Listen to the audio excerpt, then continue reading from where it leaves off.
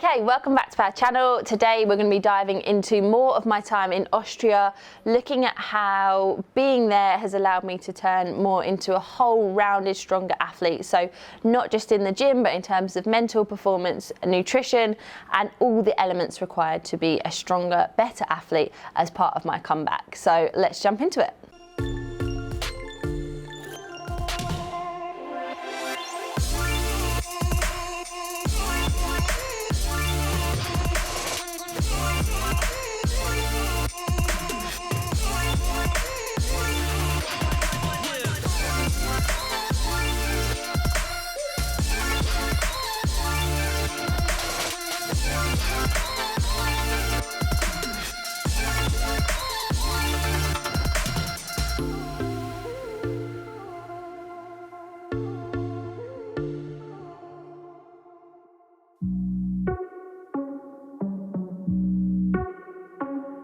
Let's go. Are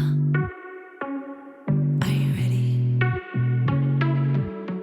Yeah, so if you watched our previous video, you would know that the injury that I've got currently in my hip was most likely caused by a biomechanical issue when I'm running.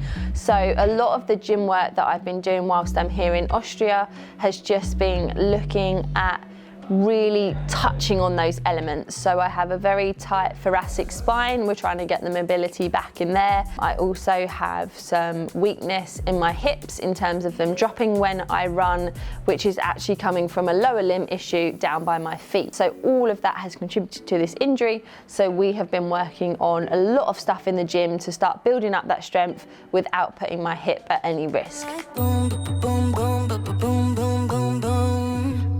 I knock you down like boom, boom, boom, boom, boom, boom, boom, boom, boom.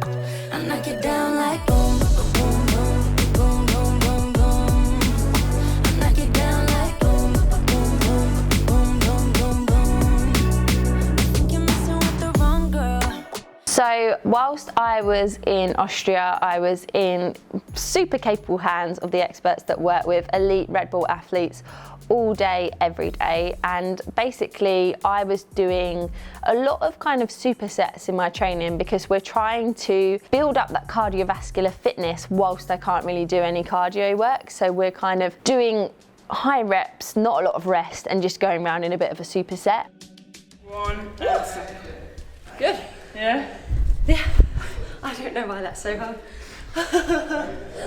And we was tending to alternate between doing lower body strength one day and then upper body strength for the next. So we basically always gave half the body the day off in a way. We put them toys down, we transitioning bigger and better goals now. I know my grandma will be proud of me. Got my motivation from people that always doubted me. Pain really turned into blessings, so in my time of need, I just think back to all the lessons that have grounded me. Now, we signing contracts, certain things we avoid now. Raising our children is better, we put them toys down. We transitioning bigger and better goals now. But just really trying to build up that strength and mobility in all those areas. And actually, as someone who really knows their way around the gym, is super confident in the gym, I kind of came to Austria thinking, well, in a way, what more can I see? What exercises don't I already do? And it was really eye-opening to see how many different ways you can work small muscles. And I think as a whole, my program generally works on just keeping the big muscles strong that do everything, but not tapping into those small little muscles that are so important. So a lot of these exercises I'd either done very rarely or never seen or done before. So it was quite fun as an athlete to do completely different exercises, work new muscles, feel sore in different ways, and yeah, just enjoy being in the gym because I am someone who really enjoys being in the gym, and I find it really helps my swim, bike and run as well.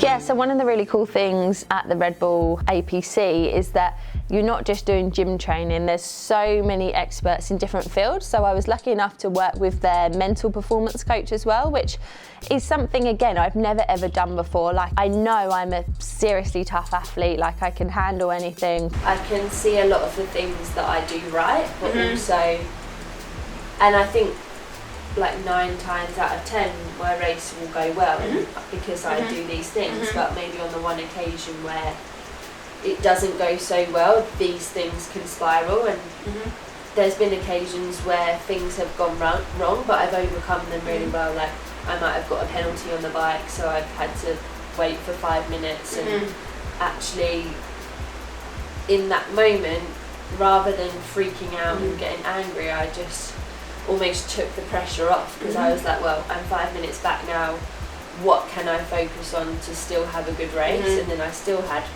a pretty good race, even though those things had happened. So it's definitely trying to just take the best from every situation that's thrown at you. So.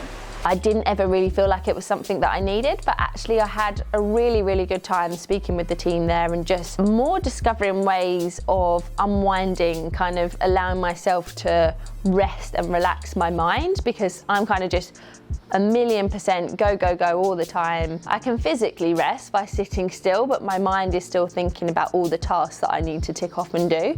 So actually it was really cool to do some mental techniques of ways to actually switch my brain off. So when I'm not doing swim, bike and run, I can actually take myself away from what I'm doing, which at different points in the year is far easier. Having a dog helps, because I'll just go and walk Lola and I won't think about what needs to be done. But actually when I'm away on training camps and it's very triathlon intense, I do sometimes find it really hard to switch off. So that was one of the key things that we went through. We also just went through like mental race tactics, which I just found really, really interesting. And I think I don't really want to give too much away on this bit, because I feel like actually these are things that when I come back are going to make me a stronger athlete. And I know I'm already incredibly tough. I don't think you race Ironman if you're not quite a tough athlete. So it's not necessarily around that, but it's ways that I can actually boost my mind and where it is in different points in the race. I obviously race from the front, so it can be a difficult position to be in, because you're being chased all day long and normally spending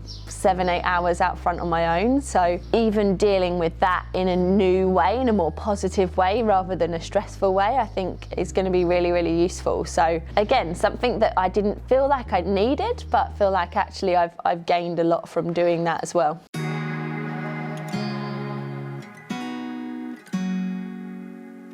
Yeah, so one of the other areas that we covered whilst at the APC was working with a nutritionist, just kind of diving into when is best to fuel, what to fuel with. I feel like, again, we discovered that I do a lot of things right. I eat a lot. We kind of just always are fueling throughout the day, but maybe not necessarily with the right things at the right times.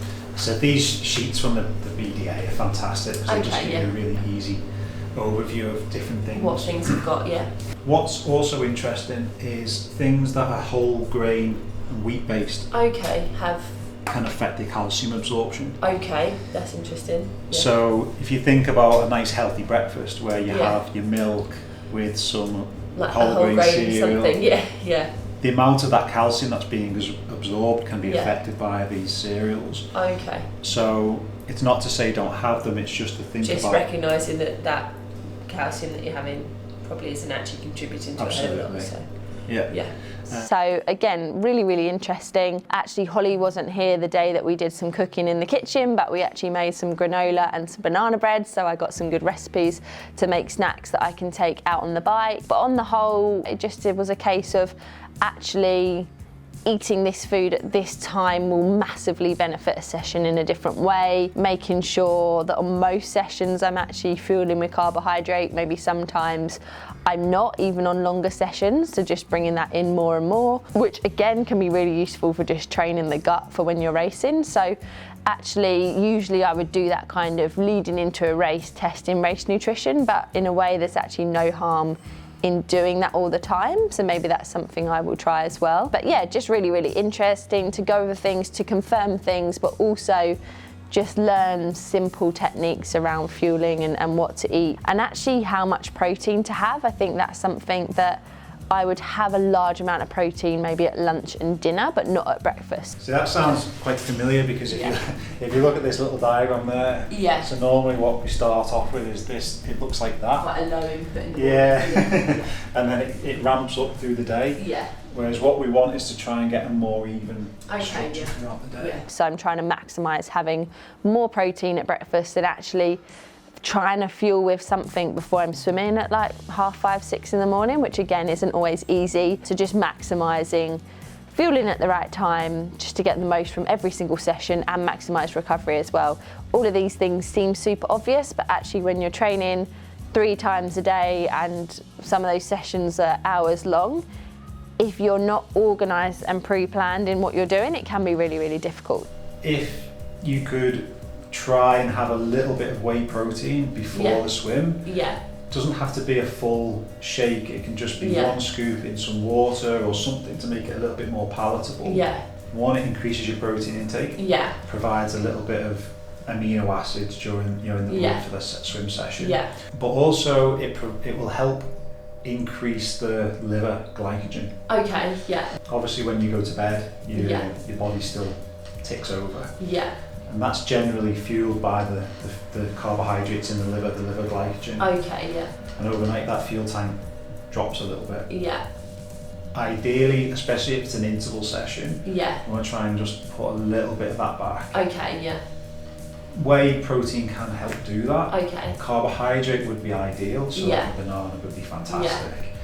But if you could add a little bit of protein to that as well, again, that would be fantastic. We've got like a protein at home that's got carb and protein in it. Fantastic. So that would, what would be easy for me is just whack that in a shaker, put some milk in it, and maybe even drink it in the car on the way there. So absolutely. So obviously at the moment I'm not anywhere near the kind of heavy training plan that I'd normally be on. So I think actually once I'm in a bit more of a routine back to my normal training, then I can reach out to the team at the Red Bull Performance Centre and gain more valuable insight. Like they can actually look at my training plan and say, actually Lucy, have you thought about maybe having this meal then, taking this supplement then, like really planning it around my training. And actually we must have been doing things right to be able to perform at the level I'm performing at. But having these experts on board as part of my team is only going to allow me to improve even further. So I'm quite excited for the future. And I think that's been one of the key takeaways with this injury is, yes, it's been really, really bad. It's been negative. I've had to miss out on racing, but ultimately it's going to allow me to definitely come back stronger because I've now learnt so much and it's just opened my eyes to so many things. So I'm excited for the future. Just picking up pieces of you. Think about how can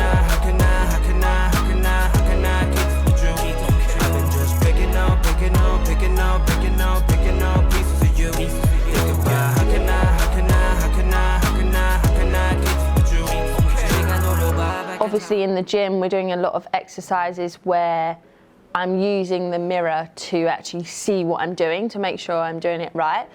And I already feel like I'm looking at a stronger athlete in that mirror, like a more full-rounded, robust athlete that when I do come back to training, I'm going to know so much more, do things better, and I am feeling ready for the comeback. I feel like we still need to be patient, we still need to take our time. I can't just go and do silly things and start going back to training too fast, but I guess that's the whole point in all of this, is that we are doing everything we can. It's a no stone unturned approach to my comeback and my recovery. I'm excited for what the future holds, and I feel like I will definitely be a stronger, better athlete once I make my return.